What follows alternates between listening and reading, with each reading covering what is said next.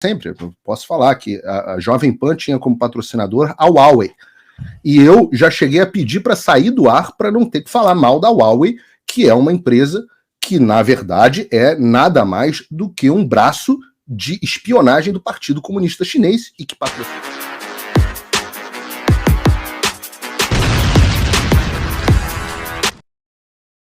Opa, eu sei que você não aguenta mais ouvir, eu pedi para você fazer o triplo C, curtir, comentar e compartilhar, mas eu peço porque 4 entre cada 10 pessoas sequer estão inscritas no canal e a maioria não ativa as notificações e nem curte o vídeo e isso prejudica o nosso algoritmo. Então ajuda a gente aí, brigadão.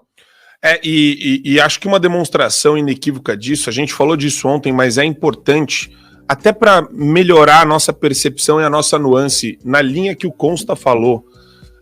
Vocês viram o Gilmar Mendes. Gilmar, o nosso sapo é sapo intanha, né? Não é antanha. Depois a gente pega a foto do sapo intanha para mostrar para vocês, que é muito parecido. Eu acho que tem uma ascendência aí genética. Acho que tem. E ele falou uma coisa para uma repórter da Folha que eu fico imaginando se alguém da oposição, se alguém falasse isso, até se o Consta, se o Paulo Figueiredo falasse isso, que tal enfiar essa pergunta na bunda, disse o Gilmar Mendes, a repórter. O Paulo Figueiredo falaria o negócio desse. Falaria, com certeza. Se já não falei. Provavelmente já mandei algum repórter enfiar alguma pergunta. Então, acho que...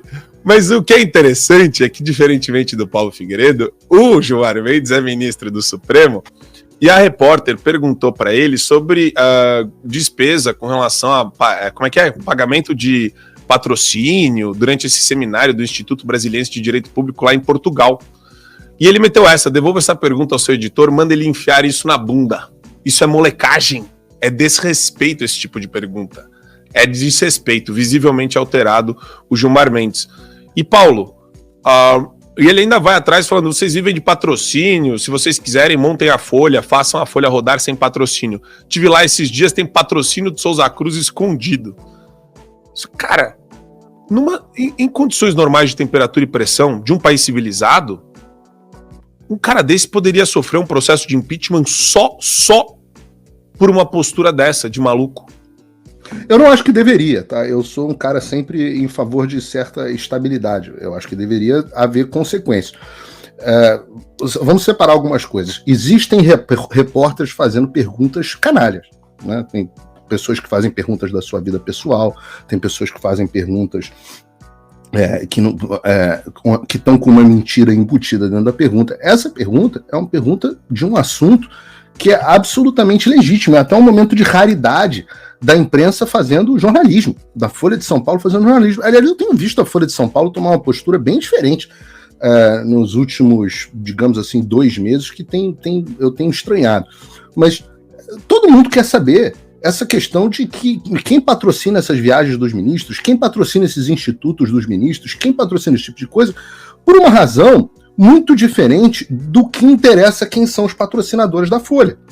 Porque a Folha é uma empresa privada, ela pode ter patrocínio de quem ela quiser. Eu acho até muito legítimo que a gente conheça, por uma questão de credibilidade, quem são os patrocinadores dos jornais.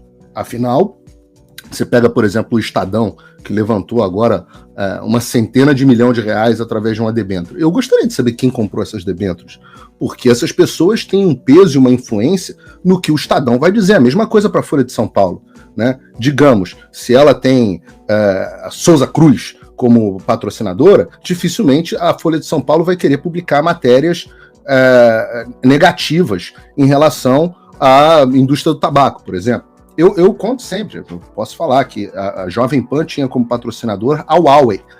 E eu já cheguei a pedir para sair do ar para não ter que falar mal da Huawei, que é uma empresa que, na verdade, é nada mais do que um braço de espionagem do Partido Comunista Chinês e que patrocina vários veículos de comunicação, inclusive acho que o Poder 360, outros veículos.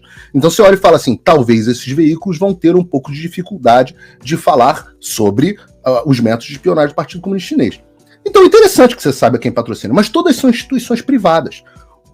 Os ministros do STF, eles são agentes públicos com força de lei. Então o que a gente tem que observar? Se não estão tendo empresas que estão patrocinando o ministro por um lado, e depois do outro lado, esses caras têm sentenças julgadas pelo mesmo ministro ou pelos seus colegas. Se eles têm alguma ação de interesse, se tem algum cruzamento.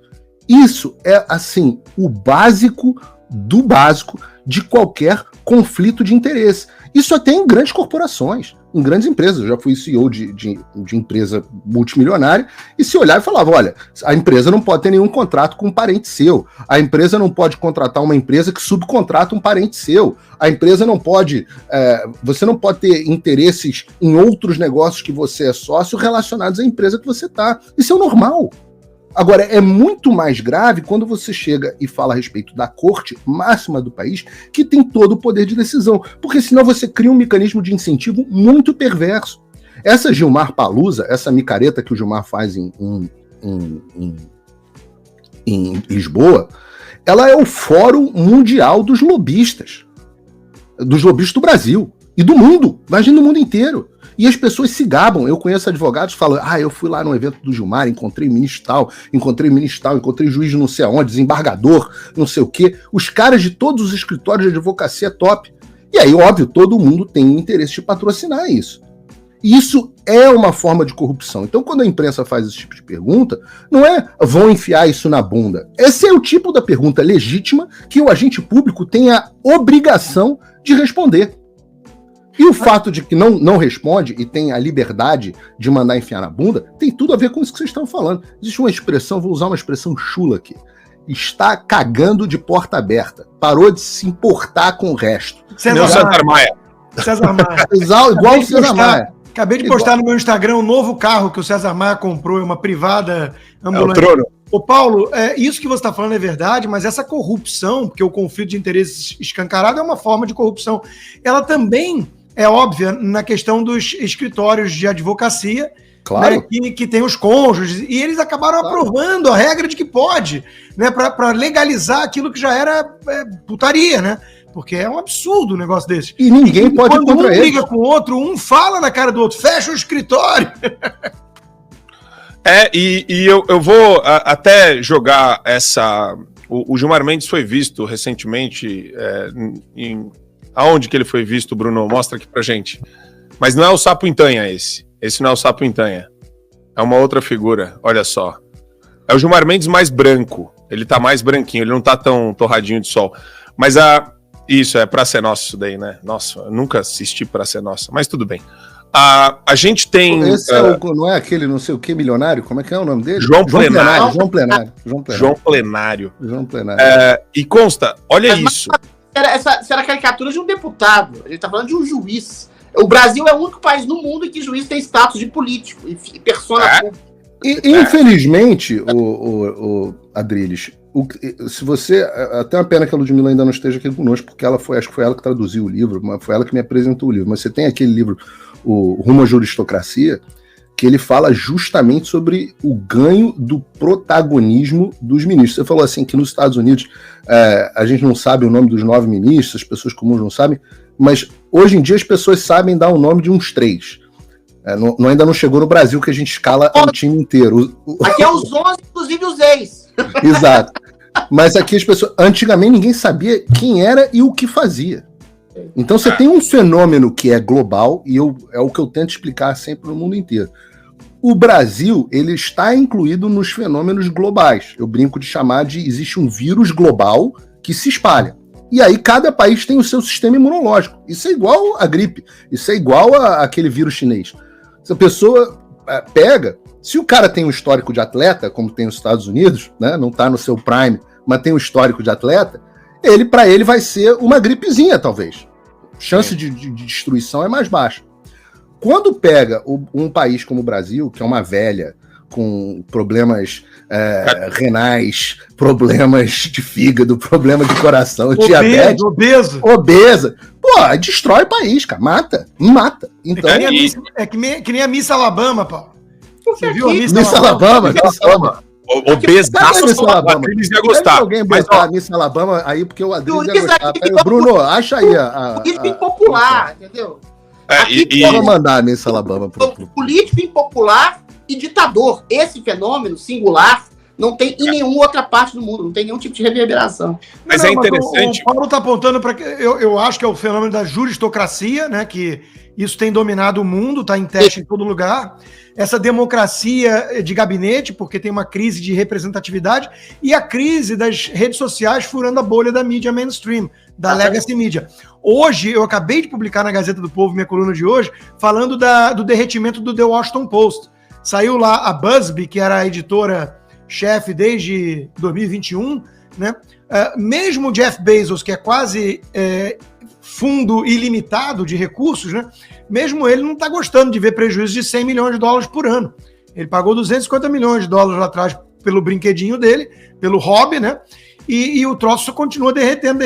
Então é uma crise no modelo de negócios desses veículos de imprensa. E, claro, o abismo que se criou entre esses editores e o povo. A prioridade deles é bater no Trump, histeria com ambientalismo, pandemia, ideologia de gênero, aborto, e o povo quer saber de emprego, segurança e o filho não ser doutrinado e voltar em casa achando que é menina.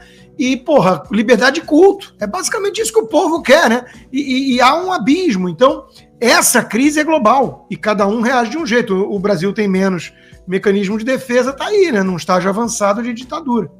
O Brasil é uma singularidade em que os juízes da Suprema Corte não só sufocaram as vozes populares, sufocaram a sua, sufocaram o Figueiredo, censuraram os assentes, como querem criar um mecanismo de censura ostensiva às redes sociais. E não é à toa que o Alexandre de Moraes, quando foi passar o cargo para a ministra da Carmen Lúcia, que reiterou as posições do Alexandre de Moraes, ela que é dita como moderada, falou: aqui no Brasil existe a singularidade da gente estar combatendo o que ele chama, né, de discurso de ódio e fake news. Nós estamos dando um exemplo para as democracias liberais do mundo de como se faz. Aí a palavra consta, Paulo e Adriles, que é aquela premissa do follow the money, né?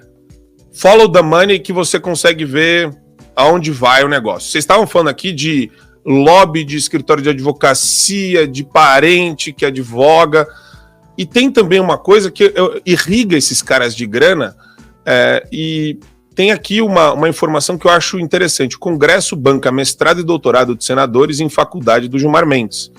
317 mil reais foram desembolsados pelo Senado para cursos de Irajá, lá do Tocantins, e Elisiane Gama, do Maranhão, nesse instituto do Gilmar. Mas a questão não é só essa. Eu imagino o quanto a gente deve ver de prefeitura, de entidades espalhadas pelo Brasil inteiro, Câmara de Vereadores, que para ter algum tipo de conexão, para chegar perto do Gilmar ou para fazer parte desse... Porque o IDP me cheira muito como uma espécie de lead, né? Você tem lá os alunos, você tem os estudantes, você tem os pesquisadores, mas você tem também as pessoas da área política que gostam de fazer parte desse meio. Você consegue sentir isso, Consta, a respeito dessa grana que flui para esses cursos que são do IDP, no caso do Gilmar Mendes? Com certeza. É lobby, né? O lead é um bom comparativo nesse caso. Veja, as pessoas reagem, grosso modo, a mecanismo de incentivos.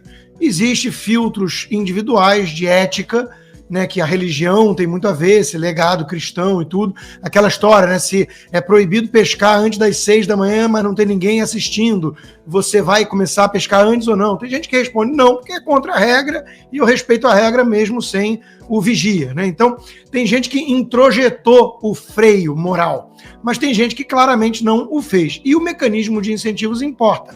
Então, num país que concentra tanto poder na mão de uma casta privilegiada, que tem uma estrutura top-down, de concentração de poder nesses iluminados. O STF cada vez mais assumindo esse protagonismo e atropelando o próprio legislativo, muitas vezes o próprio executivo, pelo menos quando tem um desafeto no comando. É óbvio que as pessoas vão reagir aos incentivos, as pessoas estão olhando em volta. Elas estão mapeando o seu entorno o tempo todo e avaliando, acessando a melhor forma de progredir, né? Então, num ambiente desses, é natural até que muita gente, por pragmatismo, comece a tentar se aproximar dos poderosos, daqueles que, com uma canetada, decidem o futuro de um setor e tudo mais. Então, investir em lobby numa situação dessas faz mais sentido, às vezes, deixando de fora o lado ético, do que investir em produtividade, em competência. Ou alguém acha que a Elisiane Gama fez um curso aí para ter mais produtividade no mercado de trabalho. Né? Então, de novo, tudo isso aí é muito óbvio, né? É muito escancarado, dá até preguiça. O Brasil. Outro dia, a minha amiga Renata Barreto, nossa amiga, publicou um resumo perfeito, né? Assim, que preguiça que dá, às vezes, o Brasil, né? Você fica tentando alertar e falar o óbvio e alertar as pessoas que elas estão dando um tiro de bazuca no próprio pé, que elas estão comemorando o aumento de imposto e coisa e tal, e os caras vêm para cima de você. Então, assim, dá muita preguiça, Marco. É óbvio que isso aí é tudo uma espécie de esquema. O corrimão do chefe é o caminho para o sucesso. É o lead do Gilmar. Opa, desculpe interromper o seu vídeo, mas desde 2022 eu continuo com as contas bloqueadas e o passaporte cancelado pelo Xandão. Se você aprecia o meu trabalho e tudo que eu faço pela liberdade de expressão, tem um lugar onde você pode se tornar meu apoiador com uma pequena quantia por mês. Acesse www.paulofigueiredoshow.com e torne-se meu apoiador, e aí você vai receber conteúdos exclusivos e desconto nos meus cursos. Ou então, você pode se tornar meu patrono Gold e passar a me pautar, tem reuniões comigo, você entra para o meu grupo de WhatsApp, que eu uso sempre. O link para tudo isso está aí na descrição. Vai lá, inscreva-se, se possível, torne-se um apoiador. É baratinho, gente. No meu caso, se você fizer um pacote anual, dá um lanche de McDonald's por mês. $6 por mês e você viabiliza o meu trabalho. Então, peço que se torne um apoiador do Loucos. Inscreva-se, a inscrição é gratuita. Já são 36 mil membros e agora com o aplicativo em português. Opa, eu sei que você não aguenta mais ouvir, eu pedi para você fazer o triplo C, curtir, comentar e compartilhar, mas eu peço porque 4 entre cada 10 pessoas sequer estão inscritas no canal e a maioria não ativa as notificações e nem curte o vídeo e isso prejudica o nosso algoritmo. Então ajuda a gente aí. Obrigadão.